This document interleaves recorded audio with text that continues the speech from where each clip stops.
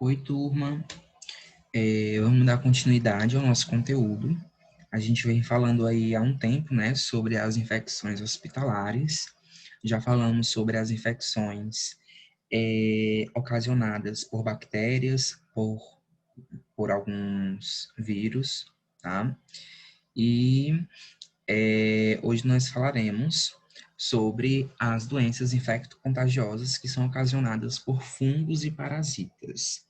Um detalhe, né, que algumas das doenças que nós iremos abordar hoje, elas não têm caráter infecto-contagioso. São infecções, mas que não podem ser transmitidas, tá bom? A primeira das doenças que eu trouxe aqui para vocês é a candidíase, né? Uma doença bem conhecida, principalmente pelas mulheres, mas que também pode afetar os homens, tá certo? Essa doença, ela é ocasionada pelo fungo que nós chamamos de cândida, tá? É mais comum esse fungo afetar as mulheres, mas também pode estar afetando aí os homens, tá bom? Essa bactéria, esse fungo, perdão, é um fungo que ele vai estar ali presente na flora genital feminina, porém equilibrado, né, de forma equilibrada. Quando há um desequilíbrio desse fungo dentro da flora vaginal da mulher, a gente tem aí a origem da candidíase, tá bom?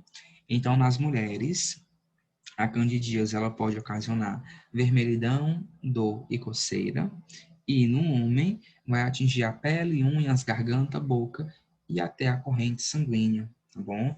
Então observa aí que a candidíase ela é um fungo que vai além, né, da derme, da pele. Pode atingir até mesmo a corrente sanguínea de um indivíduo que tem esse fungo ali instalado no seu organismo. Então nessa imagem a gente tem microscopicamente o formato desse fungo, né, cândida, que ocasiona a candidíase, tá? Então, aqui a gente tem, né, imagens que mostram os sinais clínicos da candidíase no indivíduo que porta esse tipo de fungo. A gente pode ter lesões mucocutâneas, que são aquelas que atingem regiões de mucosa, como a boca, por exemplo. Lesões fungêmicas, né, que são lesões mais externas à pele, que são aquelas ocasionadas por fungos. E nós temos, algumas vezes, infecção local, né, ocasionada por esse vírus. Então, dependendo do local da infecção, a gente pode ter diversos sintomas e diversos sinais relacionados à candidíase. Esses que vocês estão observando são os mais comuns, né, de afetarem ali o organismo do indivíduo. No caso dessa primeira imagem, a gente tem a língua, né, onde a gente consegue encontrar esses fungos, né, instalados nessa região, e aqui o útero da mulher, com a questão ali do corrimento, né, daquela secreção que o fungo vai ocasionar lá na parede vaginal, né, e até mesmo na região ali do colo do útero da mulher. Aqui são os tipos de candidíase que podem acometer o organismo. A candidíase vaginal, a gente tem a candidíase masculina, oral, esofágica, dérmica e a invasiva, né? Cada uma vai apresentar um sinal e um sintoma clínico diferenciado.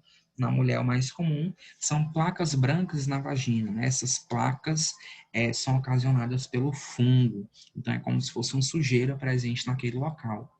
No homem, bolhas no pênis, né, são mais comuns de aparecerem. Então, o principal causador, né, o fungo que vai dar origem à candidíase na mulher, né, na vagina, é o fungo Candida albicans, tá? Esse fungo é o que a gente está observando aí nessa imagem. Ele já existe no organismo da mulher e vive em equilíbrio com a flora vaginal. Entretanto, caso ocorra ali um desequilíbrio, a mulher ela pode ter um quadro, né, de candidíase.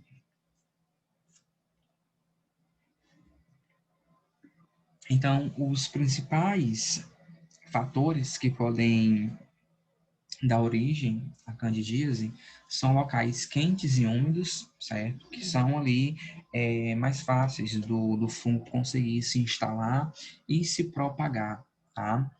As partes íntimas são partes, né, onde há um determinado equilíbrio térmico. Normalmente são regiões mais quentes, pode-se dizer, e úmidas ao mesmo tempo, e que podem ter ali, serem a porta de entrada para esse tipo de fungo. Então vejam aqui, né, a região axilar com a presença do fungo, e aqui a região da mucosa da boca também com a presença desse fungo. A candidíase ela não vai ser considerada, né, uma DST, pois grande parte das mulheres já possuem a cândida ali no seu organismo, porém de forma equilibrada. Então, qualquer pessoa que nunca teve relação sexual pode ter a candidíase instalada ali no seu corpo, tá? Isso é mais comum do que a gente imagina. Quando o indivíduo tem o seu sistema imunológico prejudicado, né, tem HIV ou tem qualquer outro tipo de problema que destrua, que ocasione ali uma perca, né, de células imunológicas, durante o sexo, o indivíduo ele pode ter a candidíase, né? Ele pode adquirir. Não porque houve a transmissão, mas porque o sistema imunológico ele está fraco e o fungo ele pode se proliferar ali de forma mais acentuada, né? Ou encontrar uma nova flora para habitar, que é quando passa de uma pessoa para outra. Porém, a candidíase não é caracterizada como uma DST. É preciso que o sistema imunológico ele esteja prejudicado para que haja ali a transmissão, tá bom? Os fatores de risco, né, que podem aumentar o surgimento da candidíase é o uso de antibióticos, aumento dos níveis de estrogênio, que é um hormônio, consumo excessivo de doces e carboidratos em geral, sexo sem proteção, locais e roupas úmidas. São fatores de risco para com a pessoa ela adquira ali a candidíase, tá? Um detalhe legal, né, interessante, é que a gestação ela pode favorecer a ocorrência da candidíase. Então, a mulher grávida, né, ela tem uma possibilidade maior de ter a candidíase do que uma mulher que não está grávida, tá? As formas de tratamento que nós encontramos aí para esse fungo são pomadas antifúngicas ou medicamentos antimicóticos, né, que vão inibir, né, que vão alterar ali a progressividade que o fungo tem dentro da flora íntima de um indivíduo, tá bom? Aqui, né, ainda são pontos voltados à questão da, dos indícios, né, de candidíase no indivíduo. Então, a maioria dos casos pode ser evitado quando se tem uma pele limpa e seca, né? Quando se tem ali um autocuidado com o próprio corpo. A questão do estilo de vida saudável, alimentação, utilização de remédios apenas com orientação médica, também são fatores que podem aí prevenir, né, a questão da candidíase. A alimentação é um ponto que vai ter uma importância muito grande dentro dessa doença, né? Pessoas com diabetes, elas devem manter o açúcar no sangue sob controle, porque se estiver muito elevado, o indivíduo pode ter a chance de ter a candidíase. E se a pessoa ela tem HIV, certo? Ela tem a chance de ter candidíase, né? Porque o sistema imunológico ele vai estar alterado, tá certo? Então, o uso contínuo de drogas, né, de medicamentos antifúngicos, pode fazer com que o indivíduo ele tenha ali uma minimização dos riscos, né, de exposição ao fungo cândida. Fazer higiene íntima regularmente, preferir roupas com tecidos de algodão e evitar peças justas, além de evitar o uso contínuo de absorventes internos, também ajudam a evitar a candidíase vaginal. Usar camisinha em todas as relações sexuais também é uma ótima recomendação. A candidíase ela não é transmitida mas ela é passível de uma pessoa para outra, principalmente se a outra tiver com um sistema imunológico ali baixo, né? O fungo pode acabar ficando ali na parede, né, da região íntima do indivíduo e ocasionar a sua proliferação, tá? O fungo cândida, que vai ocasionar a candidíase, quando ele está instalado ali na região da parede vaginal, que é mais comum de acontecer na mulher, ela vai degradar proteínas e carboidratos, tá?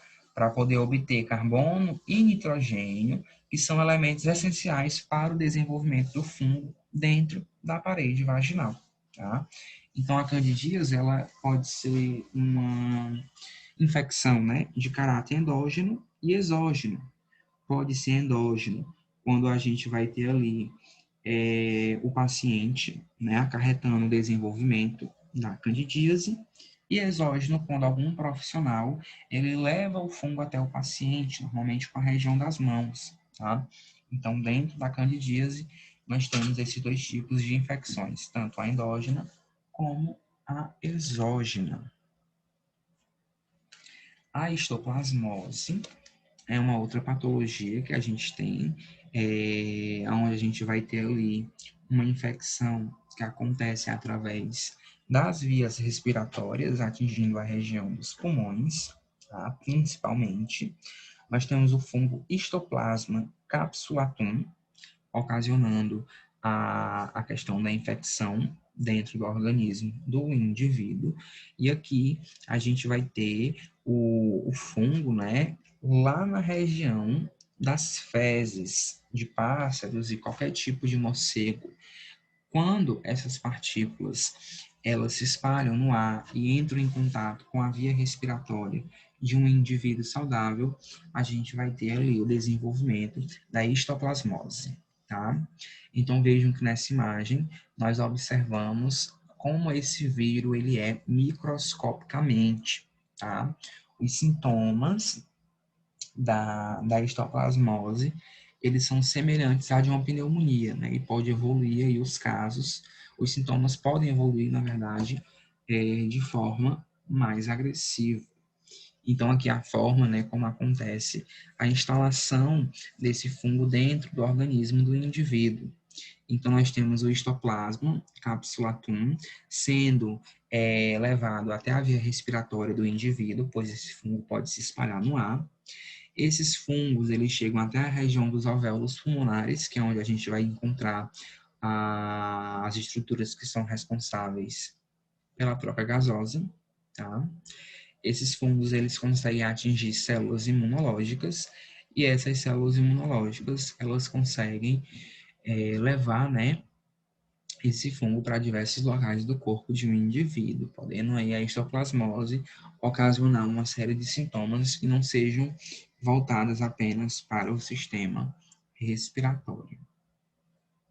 Então, a maioria das pessoas que possuem essa histoplasmose, elas nunca desenvolvem sintomas e nem sabem que estão infectadas, tá?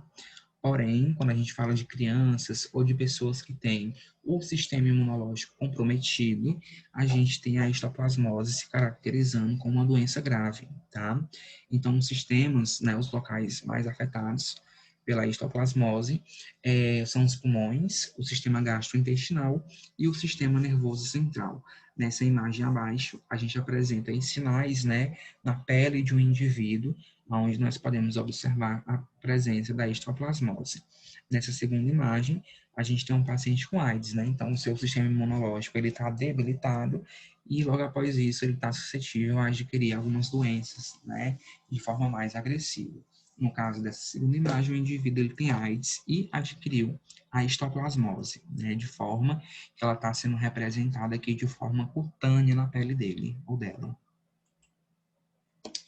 Na questão do diagnóstico, a histoplasmose ela é identificada em exames de sangue e exames de urina, tá bom?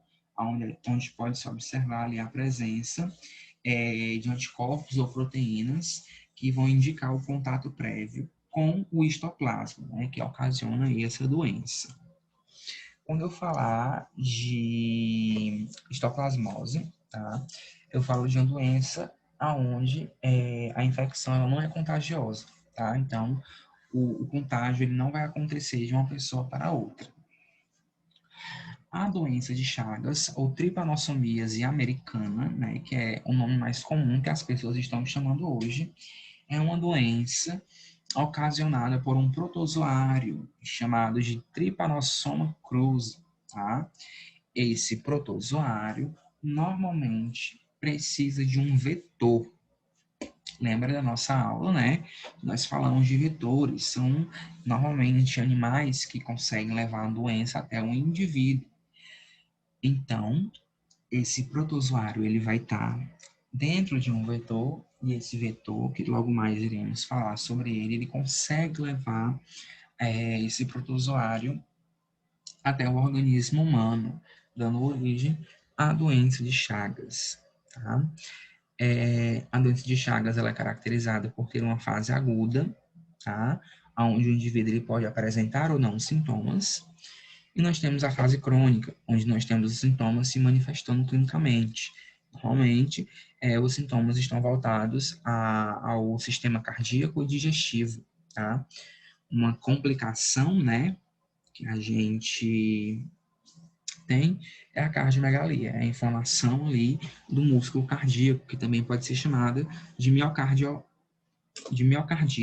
Tá? Eu tenho ali inflamação do músculo cardíaco em decorrência desse protozoário. Então, aqui a gente tem o barbeiro, né, em vários tipos, cores e tamanhos. Esse barbeiro, ele carrega esse protozoário e quando tem contato com um organismo humano, ele consegue passar esse protozoário para o organismo de um ser vivo, né, de ser humano, fazendo com que ele seja ali infectado por esse tipo aí de protozoário, né, que é o Trypanosoma cruzi. Aqui são as principais formas de transmissão da doença de Chagas. Nós temos aí 5 tipos de formas: a vetorial, a oral, vertical, por transfusão de sangue ou de órgãos, e a forma acidental. Quando eu falo de forma vetorial, tá certo? A gente tem aí o contato com fezes de triatomíneos infectados após picada ou repasto, né? Então, o barbeiro é o principal tipo de vetor para essa doença. A transmissão oral, ela vai acontecer através de ingestão de alimentos que estejam contaminados, tá? Pelos parasitas que ocasionam a doença de Chagas.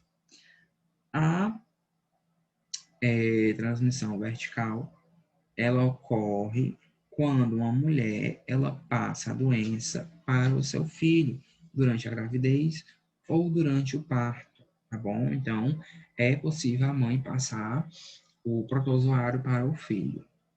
Transfusão de sangue ou transplante de órgãos de doadores que estejam infectados, tá?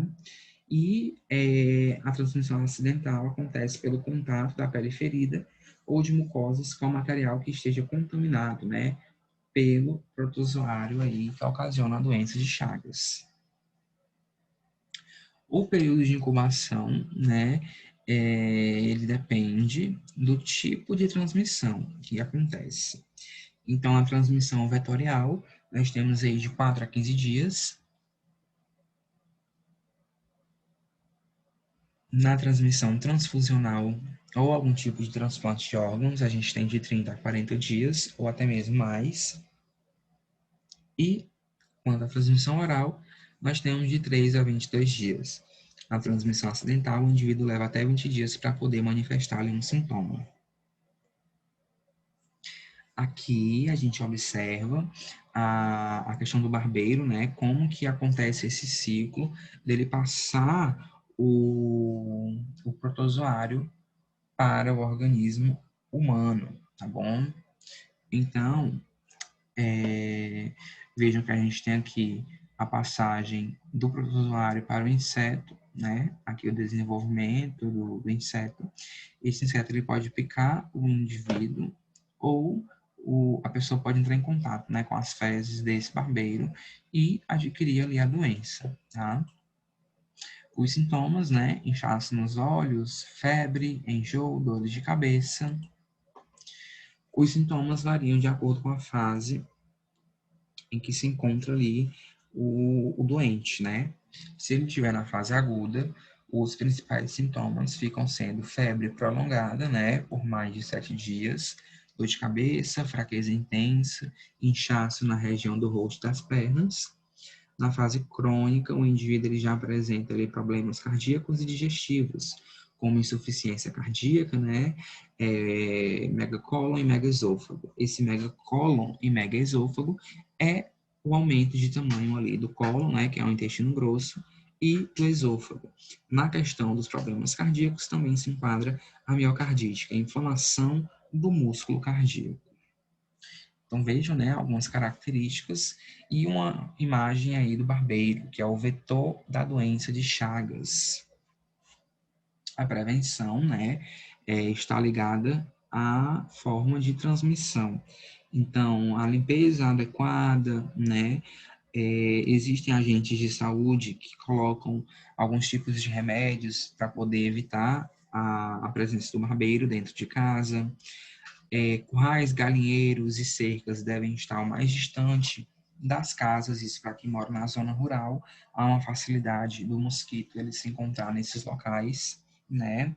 E a questão do reboco das paredes de casa também podem prevenir ali a presença do barbeiro, tá? Então, né, aqui é a forma como pode acontecer essa transmissão.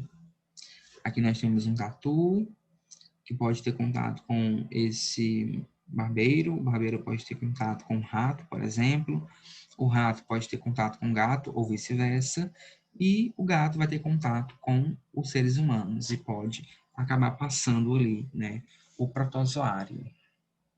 O tratamento, após a confirmação da doença, ela é feita com um medicamento chamado de besnidazol, tá? Que é fornecido aí pelo SUS, pelo Ministério da Saúde gratuitamente. Esse remédio ele vai poder ali aliviar os sintomas e ocasionar a inativação do protozoário dentro do organismo do indivíduo. A leishmaniose é uma outra doença, né, que a gente tem. Essa doença ela é ocasionada pelo protozoário Leishmania chagas, tá? Aonde é uma doença que muitas pessoas elas já morreram, né? A gente tem uma taxa de óbitos muito grande aí por cerca dessa doença. Nessa imagem, observem aí a presença, né, desses protozoários microscopicamente.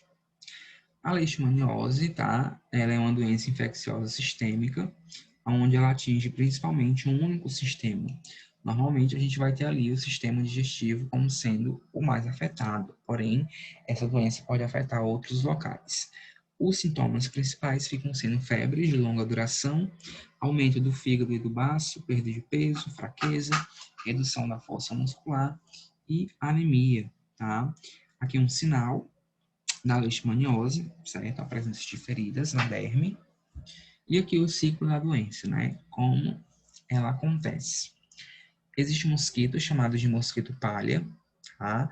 Que eles podem infectar principalmente cachorros, tá? Normalmente são mosquito fêmea que vai infectar ali o cachorro, tá certo? O cachorro, ele não transmite a leishmaniose para outros cães e para outros humanos, mas pode servir como reservatório da doença, né? Com isso, a gente pode ter ali os indivíduos sendo contaminados, tá certo? Isso porque o cachorro ele pode servir como reservatório para a presença desses protozoários. A malária é uma doença ali infecciosa, né, febril aguda, ocasionada também por um protozoário chamado de Anopheles, né, mosquito Anopheles. Normalmente a fêmea, ela transmite a doença para outros indivíduos. Então aqui esse mosquito é o vetor, né, é o que vai ocasionar ali a presença da doença dentro do organismo do indivíduo. Toda pessoa pode contrair malária, tá certo? Principalmente quem mora aí em locais onde a gente encontra a presença, né, desses mosquitos.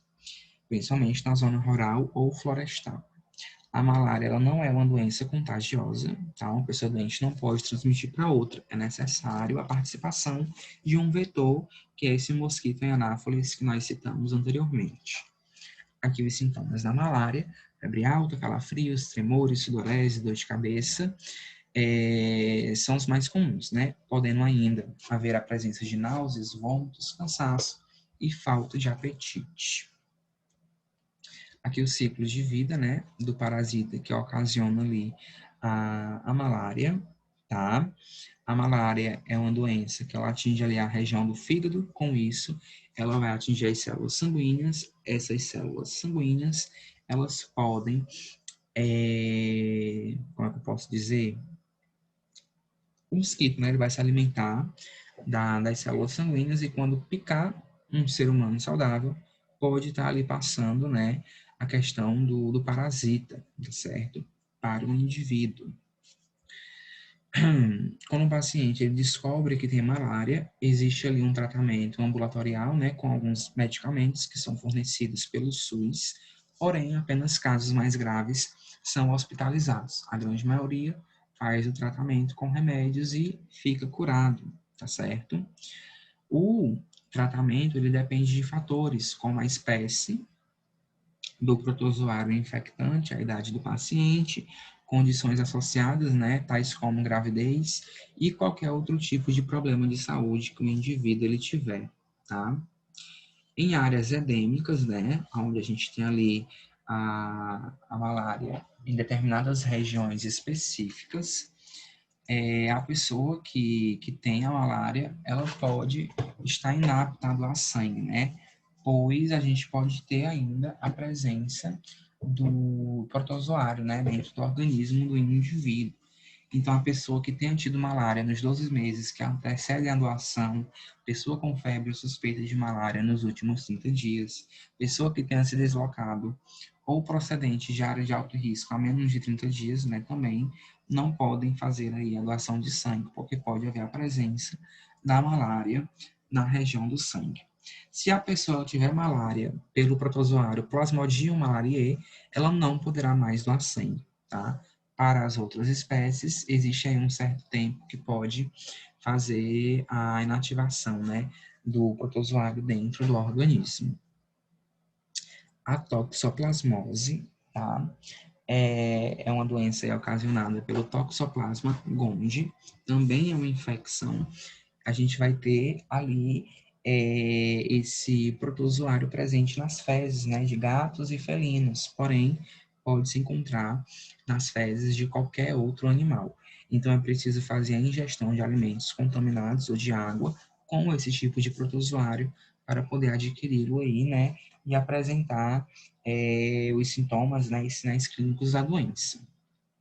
Os sintomas da toxoplasmose se assemelham bastante a um resfriado, né?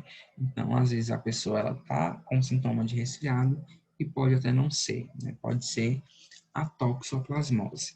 As principais vias de entrada são a via oral, com a ingestão de alimentos e água, e congênita, né? A via transplacentária, onde a mãe ela pode transmitir para o filho durante a gestação, o que são, né, casos raros, mas que podem acontecer.